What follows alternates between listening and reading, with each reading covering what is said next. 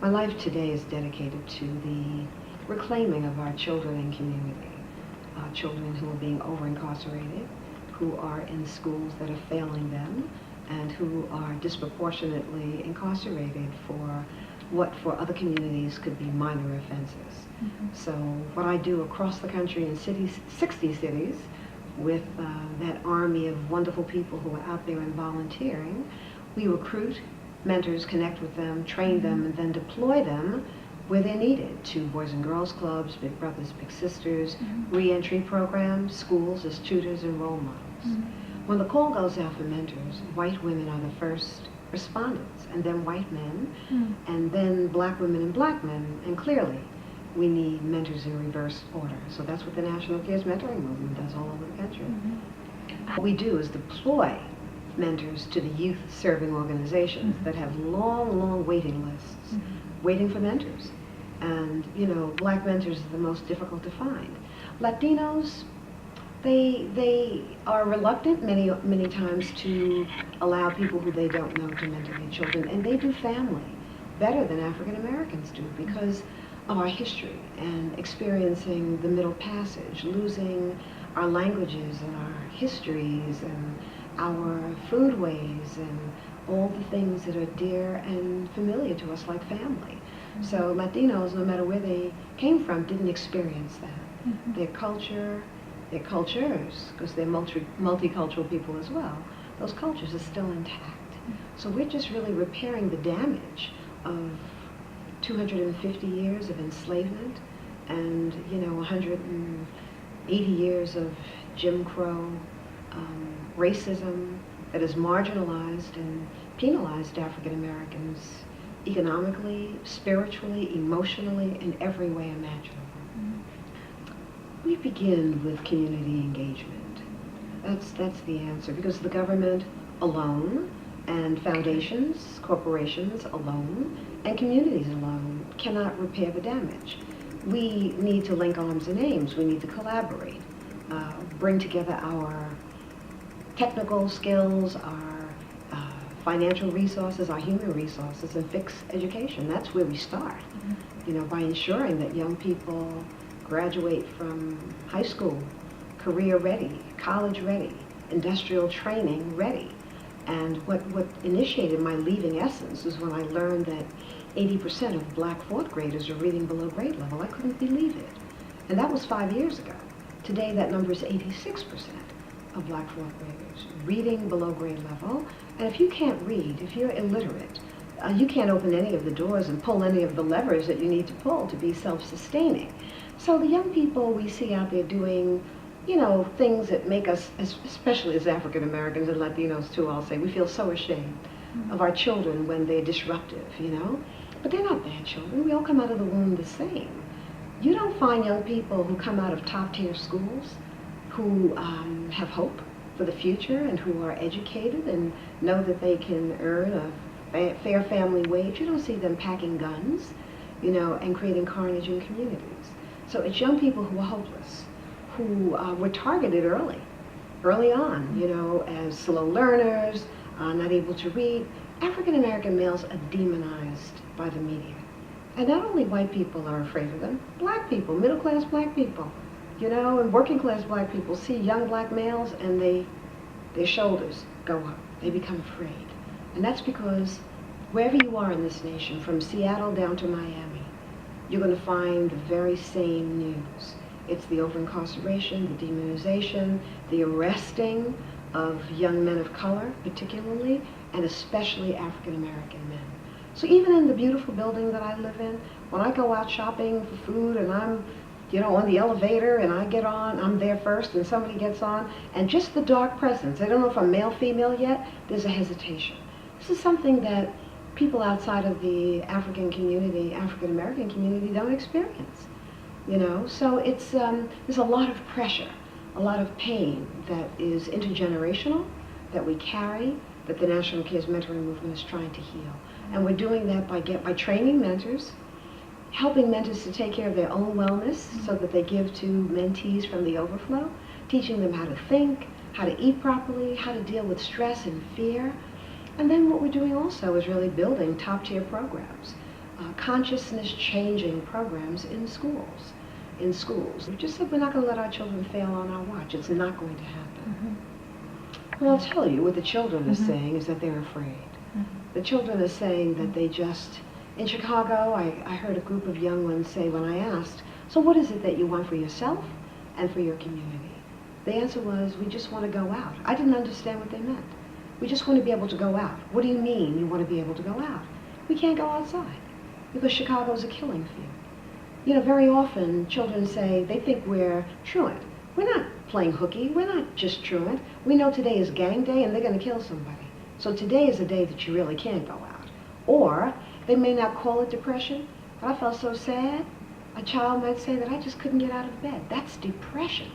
So Eric Holder in the Department of Justice had an amazing study that was revealed to those of us who gathered that really showed what trauma, the trauma of violence, does to young people, the kind of dysfunctional behavior that it leads to, and this is what we're trying to cure. We're trying to say to our young people who are in peril, or those who are vulnerable, and you know, just teeter-tottering on the edge of falling into peril, that we are the adults in the village, and it's our responsibility to care for you, to be the protective shield that protects you and nourishes you, and we're there to show you that we love you and that we care. So the two things we're doing is recruiting mentors. We have to do that. We have to get people in that mentoring pipeline.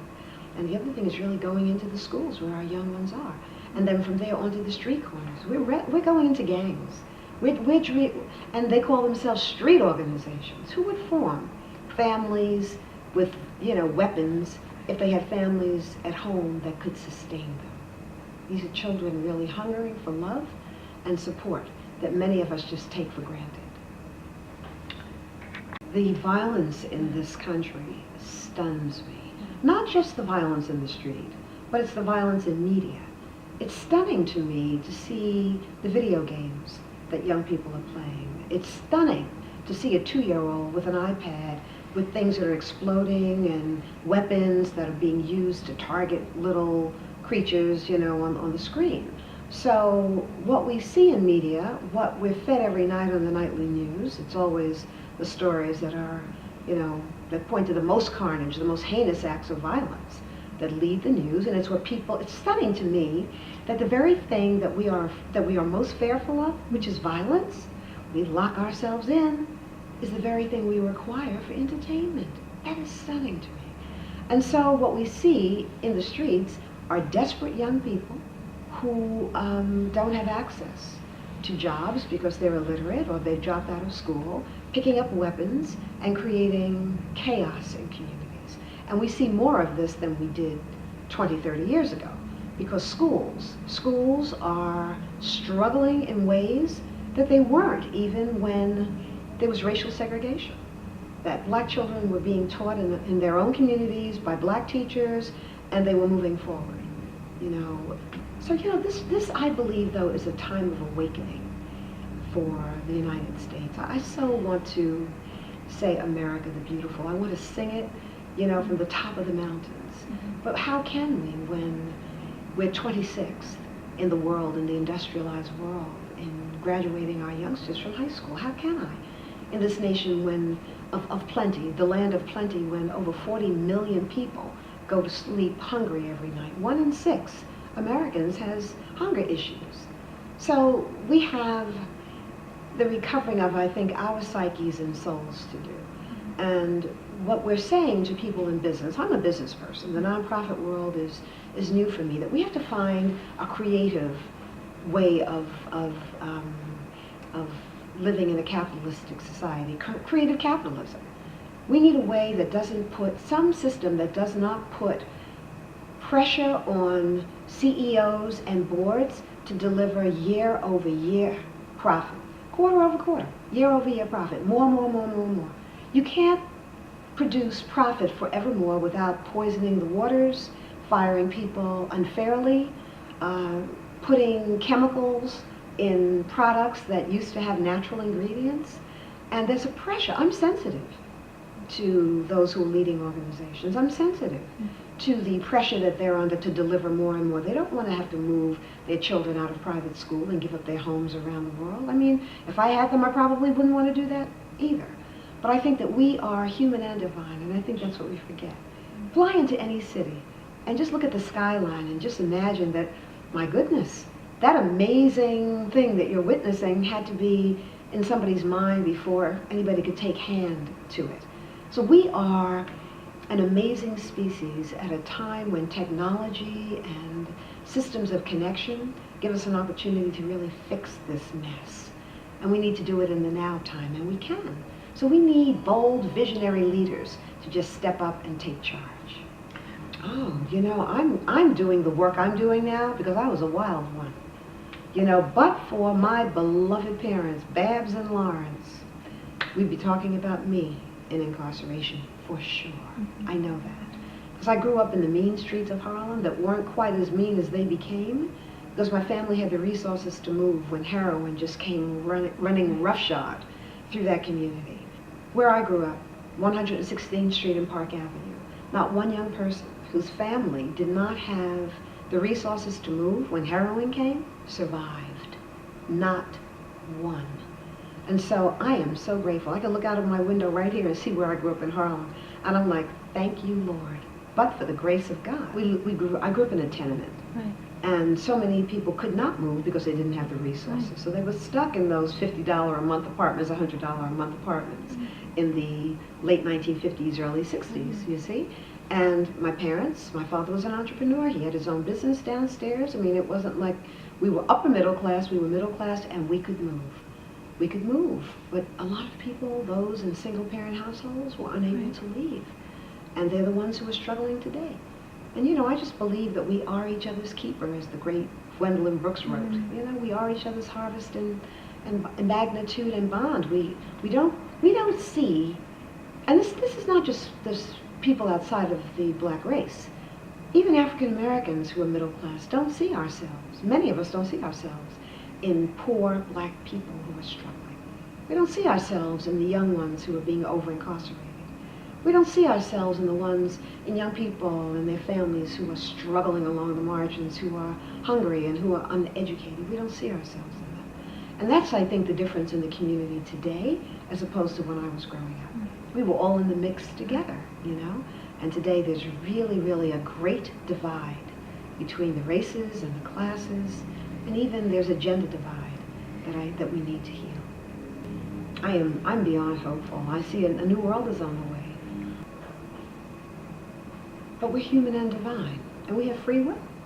And it's that free will, resisting the temptation to use our bounty, our blessings just for ourselves, that we have to step up to. You know, we're saying take care of yourself. This is our philosophy. Teaching able, stable African Americans to take care of themselves and then to give from the overflow to those who, if we don't step up, no one else will. This is our responsibility. It's our work to do. It's our work to do in the now time. And we have everything we need. The resources, the intelligence, the white papers, everything. You know, if I read another piece of research about the problem and how to solve it, I'm saying let's take action. So that's who we are across the country, really activating the community to get engaged with those who are under-resourced. You know, what I would say to any young person who is living near the edge, on the edge, in crumbling communities that are rife with violence and disorder and drugs, and whose family members are incarcerated or just really in peril, I would say find your way to a group mentoring program, find your way to a rites of passage program, find your way to a faith institution that speaks to your heart so that you can undergird yourself from the inside out, become part of a community that is dedicated to reclaiming our children and community, stay with that community, stay in school, don't keep going, get as much education as you possibly can, and repair the village. This is all of our responsibility. The village is on fire, and we are the healing waters that are required to put out the village. The bad behavior that we see, the over-incarceration, our children who are doing things that are really disruptive, our young people who are doing those things, cry for help. It's a scream for help. And we have to wake up. We're sleeping. We're sleeping while the village is burning. We have to wake up and fix this. And as we know, it's not just, poor children of color, young people of color who are in peril. We see what's happening with disenfranchised, mentally ill young white males. We see the carnage that they're creating around the country in schools. We see young Latinas. Latinas have the highest rate of suicide. Young Latinas, the highest growth rate of suicide. Young white women cutting, starving themselves to death. So the children are screaming, they're screaming loudly. And whatever happens, and Andrew Hacker, one of my favorite sociologists, his book, Two Nations, Separate and Unequal, he says what happens in African American communities only happens there first. And he's right. So, we're in this love together. We have to take responsibility for one another. And those of us who are the haves have to ensure the have-nots. That's just the way it is.